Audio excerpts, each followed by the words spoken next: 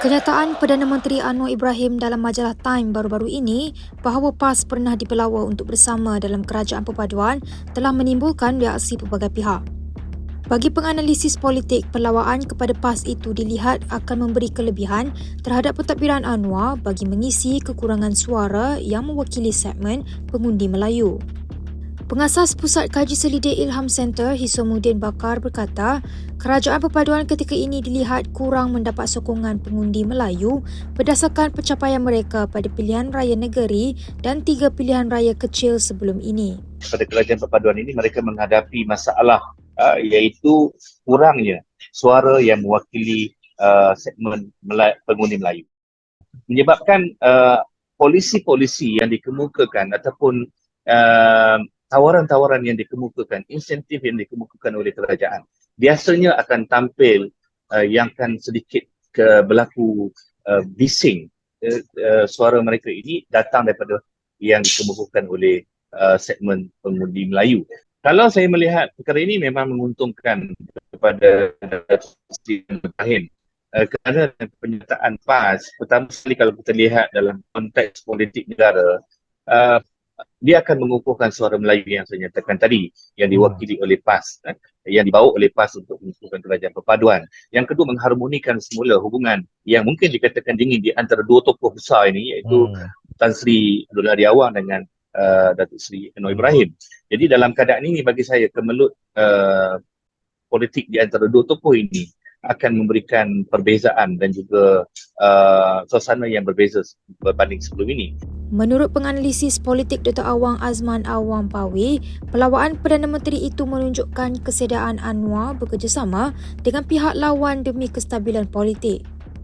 Betapa besarnya jiwa Perdana Menteri kita Anwar Ibrahim untuk terbuka untuk memastikan kestabilan politik dan kepentingan rakyat itu lebih diutamakan daripada berpolitik sepanjang masa. Itu yang pertama. Yang kedua, sudah pasti apabila pelawaan tersebut didambakan kepada PAS, maka PAS perlu mengikut dasar dan prinsip kerajaan perpaduan. Misalnya apa-apa dasar, tindakan, program, aktiviti kerajaan perpaduan itu perlu didukung dengan baik. Bukannya asyik mengkritik tanpa asas yang kukuh. Itu yang pertama. Yang kedua, sudah pasti ada formula ataupun syarat tertentu untuk memastikan gerombolan PAS ini menyokong kerajaan perpaduan ini cara berterusan. Ataupun untuk diterima kerajaan perpaduan tu secara cara semula jadi tu barangkali suka berlaku, tetapi barangkali PAS menyokong kerajaan perpaduan tapi mereka tidak menerima mana-mana jawatan dalam kerajaan. Mereka memastikan lebih kepada mesra kepada kerajaan perpaduan, pada masa sama memastikan semak dan imbang dalam kerajaan itu dapat diberikan perhatian dengan lebih rasional. Maksudnya tidak ada politik bermain dengan sentimen agama, etnik dan sebagainya, tapi memberikan fokus bagaimana untuk mengangkat martabat dan kepentingan rakyat itu diutamakan. Pelawaan Anwar yang juga pengerusi Pakatan Harapan itu bagaimanapun disambut dingin oleh pimpinan parti Islam tersebut, antaranya Timbalan Presiden Tuan Ibrahim Tuan Man. Menurut laporan New Straits Times, Tuan Ibrahim mendakwa parti itu tidak menerima sebarang jemputan rasmi, bahkan menegaskan pendirian mereka tetap sama, iaitu menolak menyertai kerajaan perpaduan. Bagi Hisomudin, dia percaya rundingan untuk PAS menyertai kerajaan perpaduan berlaku di sebalik tabir yang tidak melibatkan Tuan Ibrahim. Saya rasa dalam konteks ini dia ada, dalam perundingan ini ada pihak yang terlibat, ada pihak yang tak terlibat lah. Dan sepaham saya dalam konteks ini mungkin sosok seperti Datuk Tuan Ibrahim Tuan Man tidak mempelopori dalam konteks berhubungan dan juga membina jabatan ataupun berunding dengan pihak kerajaan. Jadi dalam aspek pembuatan keputusan ini adalah masih lagi dalam fasa kedua-dua belah pihak meneroka ataupun menilai situasi. Jadi mungkin pihak yang berunding itu lebih faham. Jadi mungkin belum sampai pada tahap untuk memutuskan dia kalau tidak ada angin masakan pokok bergoyang. Jadi dalam situasi timbul perlawanan PAS ni, saya yakin hari ini berlaku perundingan di sebalik tabir di antara dua belah pihak. Bagaimanapun, Dr. Awang Azman berpandangan perlawanan oleh Anwar itu sendiri adalah untuk melihat maklum balas daripada parti-parti di bawah kerajaan perpaduan. Semalam, Presiden Parti Demokratik Progresif PDP Tiong King Sing sendiri mengeluarkan kenyataan tegas menolak pernyataan PAS di dalam kerajaan perpaduan yang dianggapnya sebagai parti ekstremis.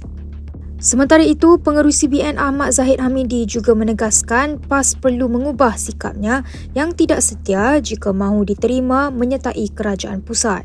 Kalau kita lihat reaksi ataupun maklum balas daripada komponen dalam kerajaan perpaduan, ternyata memberikan reaksi yang kurang positif. Termasuklah pemimpin MCA, Wikasiong, kepimpinan GPS, yang kita faham sentimen mereka sebab mereka melihat PAS itu dilihat terlalu menggunakan elemen etnik dan agama untuk kepentingan politik, bukannya untuk memajukan masyarakat rakyat yang diwakili. Itu statement mereka dan ia perlu difahami dalam konteks sejarah PAS dalam mereka berpolitik dalam kebelakangan ini. Saya kira Anwar juga seorang pemimpin yang bijaksana. Beliau melontarkan idea dan beliau juga menunggu maklum balas, melihat reaksi daripada to test the water untuk melihat bahawa sejauh mana penerimaan oleh pemimpin-pemimpin komponen yang lain. Sebab akhirnya Anwar tetap akur kepada konsensus, iaitu mereka juga bersetuju untuk tidak bersetuju apabila membuat keputusan. Jadi ini bergantung kepada konsensus pula. Jadi lontaran daripada Perdana Menteri itu, cadangan idea tersebut dilontarkan terpulang kepada komponen-komponen lain seperti GPS, MCA, sama ada mereka mahu menerima atau tidak. Jadi inilah orang kata Anwar ni, saya kata dia berjiwa besar. Pada masa yang sama beliau terbuka, akhirnya beliau akan tertakluk kepada persetujuan ataupun konsensus bersama komponen lain sebelum perkara tersebut benar-benar untuk dilaksanakan ataupun dimuktamadkan. Walaupun keputusan akhir terletak di tangan Anwar dan PAS sendiri, Hishamuddin beranggapan sekiranya PAS menerima pelawaan tersebut, Gabungan Perikatan Nasional semestinya akan terkesan. Politik juga sudah ya. Dalam konteks ini kita boleh sampaikan bahawa dia akan memberikan kesan kepada gabungan pemangkang iaitu Blok Perikatan Nasional. Sikap PAS ini juga sebenarnya akan merugi hubungan di antara PAS dan Bersatu. Itu yang menarik kalau kita lihat dalam dinamika yang akan berlaku sekiranya PAS menerima tawaran untuk menyertai kerajaan perpaduan. Dr. Awang Azman yang juga merupakan pensyarah di Universiti Malaya menjangkakan pemimpin pembangkang akan beransur menyokong Anwar sekiranya dia dapat membuktikan kepimpinannya dalam menambah baik ekonomi dan dasar untuk rakyat. Tapi sekarang ni apabila sudah cukup majoriti dan kita lihat kerajaan perpaduan ini boleh bergerak ke depan lagi, dan saya kira apabila mereka boleh buktikan dalam masa 2 hingga 3 tahun ni, apabila terutama dalam tempoh 3 tahun nanti, saya kira kerajaan itu semakin kukuh dan semakin meningkat dari segi kepercayaan rakyat. Saya kira secara automatiknya sokongan juga akan bertambah. Jadi saya kira ketika itu apa yang Anwar perlu ialah menunjukkan sentimen, bukan saja sokongan daripada perikatan terhadap kerajaan perpaduan, tetapi pemimpin pembangkang pun dijangka akan menyokong beliau. Ada sebahagian daripada pembangkang turut menyokong beliau sebab dasar yang ditunjukkan, kepimpinan yang dipamparkan dan juga prestasi dan juga pencapaian yang dapat direalisasikan dengan lebih baik dalam tempoh 3 tahun ini. Saya percaya ini dijangka akan berlaku. PAS bakal mengadakan muktamar tahunannya yang ke-69 di Shah Alam bermula 18 sehingga 22 Oktober ini.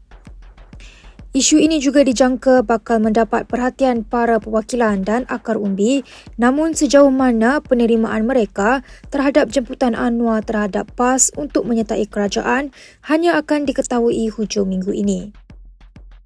Laporan oleh Ahmad Amir Azim untuk Kini TV.